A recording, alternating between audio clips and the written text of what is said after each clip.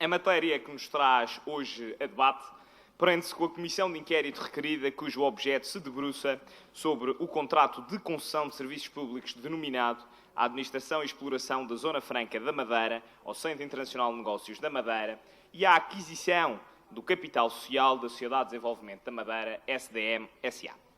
Nesses termos e na qualidade de relator da presente comissão de inquérito, não poderia começar a minha intervenção sem agradecer todos aqueles que contribuíram para os trabalhos desta comissão. O relatório que aqui hoje apresento é resultado da intervenção das diferentes personalidades aqui ouvidas, da documentação disponibilizada e do incansável esforço dos serviços desta Assembleia na preparação de todas as reuniões, anexos e informações complementares. A todos eles, o meu muito obrigado. As audições parlamentares foram públicas, tendo todos os partidos requerido a presença de individualidades que ao longo de 4 décadas estiveram intimamente ligadas à Zona Franca da Madeira.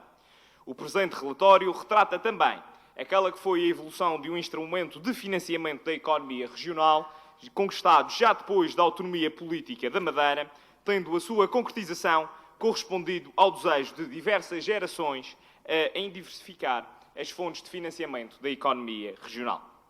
Senhoras e senhores deputados, ouvidas as diferentes personalidades, analisados os 6 documentos requeridos e o objeto da referida comissão de inquérito, importa mencionar que a criação da Zona Franca da Madeira tem sido determinante para o desenvolvimento da economia regional.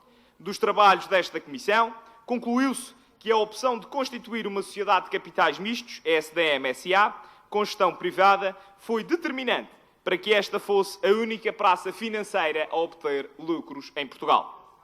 Em 2011 extinguiu-se a Praça Financeira de Santa Maria, nos Açores, e, mesmo aqui ao lado, em Espanha, as GZEC, sediadas em Canárias, aporta um prejuízo anual superior a 1 milhão de euros para os contribuintes espanhóis.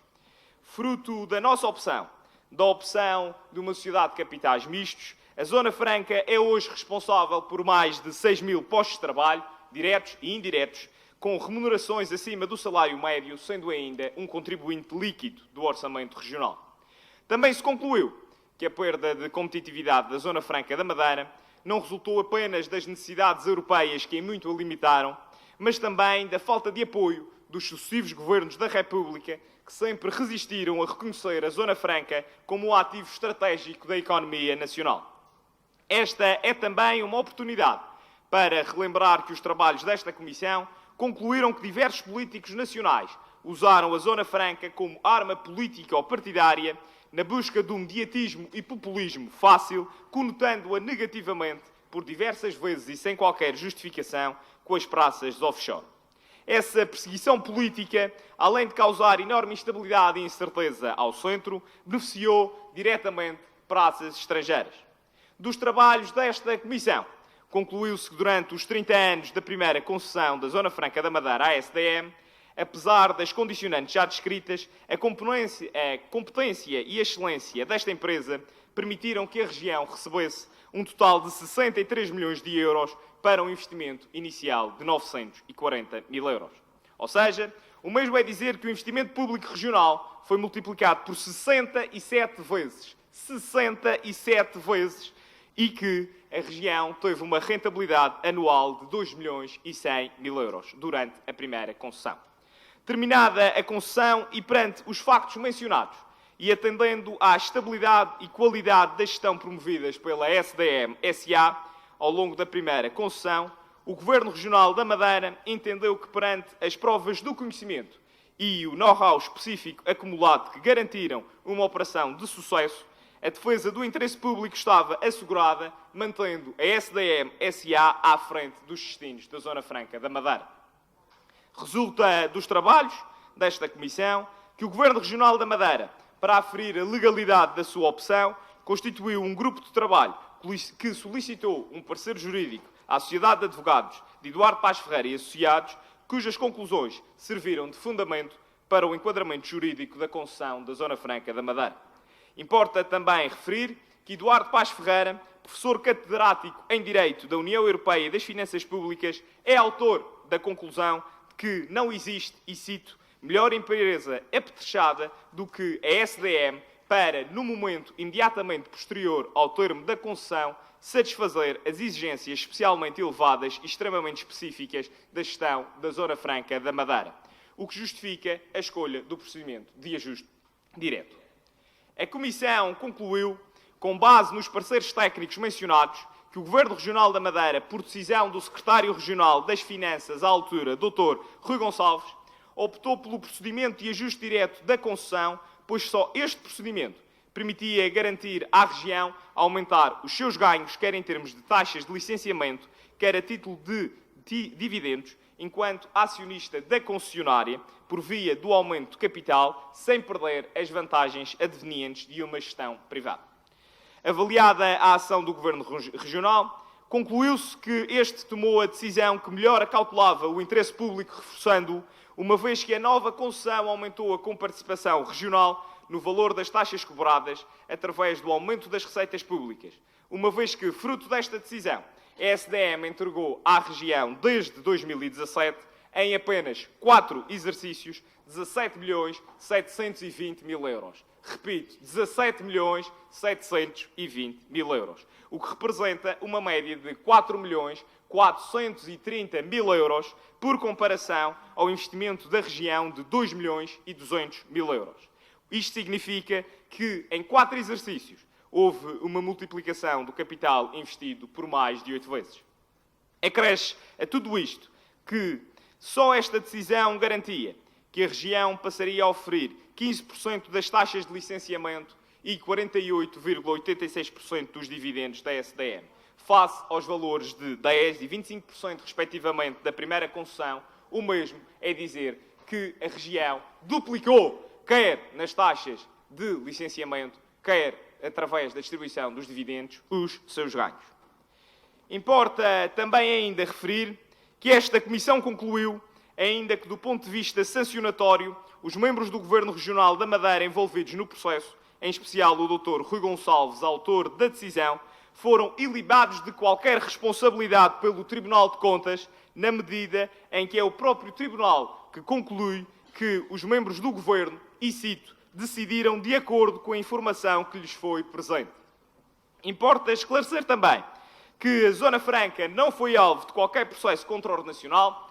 Antes, sim, a República Portuguesa, pela não conformidade da legislação nacional da contratação pública com a Diretiva 2014/23/EU e a respectiva vigência na ordem jurídica interna. Na sua defesa, a República Portuguesa arguiu que, no caso da concessão da Zona Franca, a SDM é, e cito, o único operador económico capaz de prestar serviços em causa, tendo em conta a inexistência de concorrência por motivos técnicos, pelo que a decisão era legal à luz do ordenamento jurídico vigente. Perante os factos apresentados, o Governo Regional da Madeira agiu rapidamente, no sentido de preservar as condições mínimas de estabilidade do centro, pelo que, ouvida a equipa de projeto contratada para assessorar o processo, decidiu adquirir as participações privadas da SDM SA pelo know-how demonstrado, quer na gestão e exploração do centro. Na decisão adotada, cumpre ainda dizer que a Comissão concluiu que a aquisição da parte privada da SDM SA se fez por um valor mais baixo do que aquele que estava proposto pelos técnicos, considerando todas as envolventes. Senhoras e senhores deputados, concluída a apresentação das principais conclusões deste relatório, resultantes dos trabalhos parlamentares desta Comissão, permitam-me que refira algumas situações que são deploráveis e, indubitavelmente, mancham a imagem da política e da sua atividade em geral e deste Parlamento em particular. O posicionamento do principal partido da oposição foi, desde a primeira hora, extravasar o objeto desta Comissão, situação que se verificará hoje igualmente neste debate. Desde a primeira audição, foi notório que o Partido Socialista tinha iniciado uma expedição contra as individualidades aqui ouvidas, a postura quesilenta de desinformação, de truncamento de frases e a forma despoderada com que puseram em causa a idoneidade, seriedade e os trabalhos desta Comissão foi, permitam uma expressão, execrável. Além de terem procurado, sempre, uma narrativa paralela dos factos que nunca conseguiram provar ou demonstrar, não tiveram pejo em apresentar uma declaração de voto e uma resolução que, além de conterem mentiras lesivas da credibilidade das instituições, revelam o desespero político em que o Partido Socialista está mergulhado. O ataque permanente e sistemático ao vice-presidente do Governo, Dr. Pedro Calado, é sintomático de quem vê neste uma ameaça política para as suas ambições futuras. Situação que qualquer pessoa sensata não poderá permitir. Em política não vale tudo. A postura revelada pelo maior partido da oposição tem uma tendência perigosa para o populismo, para a incapacidade de provar o que alega e, acima de tudo, uma sede sem precedentes de perseguir, denegrir e atacar quem serve a Madeira. Em todo este processo, o PS nunca conseguiu provar com factos, documentos, mails ou depoimentos nada que permita concretizar a expressão do seu líder parlamentar negociata da década para se referir a todo este processo. Por muito que adjetive ou tente qualificar a ação política do Partido Socialista, dificilmente encontraria melhor frase do que uma citação preferida por um ilustre militante do Partido Comunista Português, José Saramago. É uma entrevista ao Diário de Notícias em 2009, em que falava sobre a sua última obra, Ensaio sobre a Cegueira. E citando-o, digo: o egoísmo pessoal, o comodismo, a falta de generosidade, as pequenas cobardias do cotidiano, tudo isto contribuiu para essa forma perniciosa de cegueira mental que consiste em estar no mundo e não ver do mundo, ou ver só dele o que, em cada momento, for suscetível de servir os nossos interesses. E, de facto, não há citação melhor para ilustrar a postura do Partido Socialista ao longo de todo este processo. De todo este processo, há uma conclusão implícita a retirar. O panorama político da região autónoma da Madeira está bipolarizado quanto a este tema. De um lado, os autonomistas que acreditam na importância do alargamento das competências das regiões autónomas e da necessidade de dotá-las de meios para fazerem crescer, face às desigualdades estruturantes dos seus territórios, estas terras. Do outro, algumas forças políticas que menorizam a capacidade de trabalho dos povos insulares, as suas dificuldades e sonhos ao quererem internacionalizar-se. Aos que são contra a Zona Franca da Madeira e aqueles que nesta casa apoiaram políticos que usaram a nossa praça financeira como arma de arremesso político ao partidário para conquistar votos dos mais incautos, alguns deputados deste Partido Socialista, é tempo de lhes perguntar onde é que iriam buscar os 80 milhões, repito, os 80 milhões que a região recebeu só em dividendos para fazer face às necessidades dos últimos 34 anos. Pergunto-lhes se esses 80 milhões de euros não teriam feito falta ou não fizeram falta para melhorar as condições de vida dos madeirenses na construção de estradas, na construção de pontes, na construção de centros de saúde, na construção de escolas, em levar o saneamento básico a todas as casas e a todos os concelhos desta região. Depois de tudo isto, se acham que a Zona Franca da Madeira não aportou significativas melhorias à vida dos madeirenses, quer seja em rendimento, bem como em emprego qualificado, não sei se compreendem o desenvolvimento político dos últimos 40 anos da região. Concluindo com uma outra frase de alguém intimamente ligado ao processo da criação de Zona Franca da Madeira, o Dr. Francisco Sá Carneiro: estar na política é e também uma forma de vida.